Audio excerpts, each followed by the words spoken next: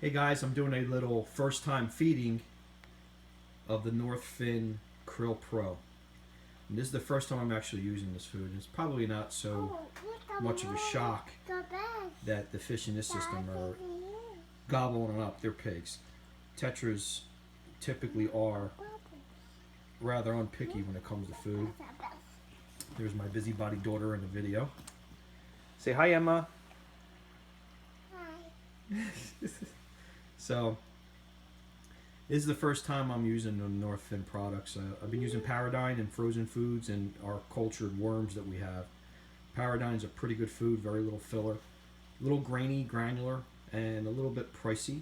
But I stopped at a old school fish shop in what I think is Deptford, New Jersey. Actually, no, I'm sorry, Williamstown, New Jersey, called J&B Tropical Fish. It's one of those old shops where they still have the corner air-driven filters with the charcoal and the floss. And he actually carried the Northfin product in his store. And he told me that he was only bringing in the 1mm size, which is fine for me with the types of fish that we're pretty much working with and breeding. So this is the Krill Pro, and as you can tell, the base product on this is Arctic Krill. You could find more information, I believe, on Northfin's direct website. They're a Canadian-based produced fish product. I'm sure they have a distribution in the United States, no problem. But you're not going to find this in every one of your retail shops. And I was very, very shocked to actually see it in this little shop. Considering that the owner's been there for probably somewhere close to 30, maybe 35 years.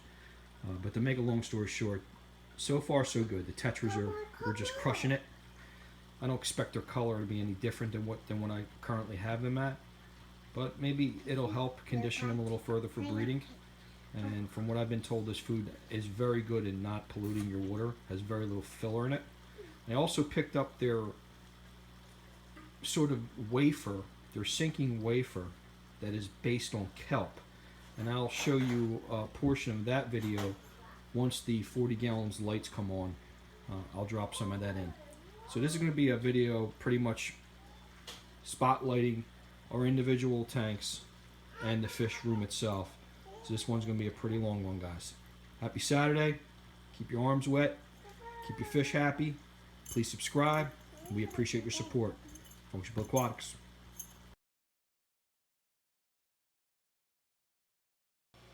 Okay guys, so this is the second portion of the Northfin fish food feeding. This is the 40 gallon mixed species tank.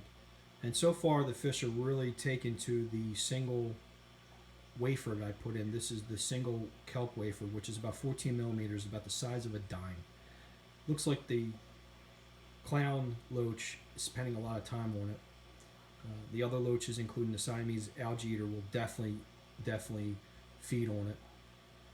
I expect the thick lickerami to pick on it because they do like a little bit of vegetable matter in their diet.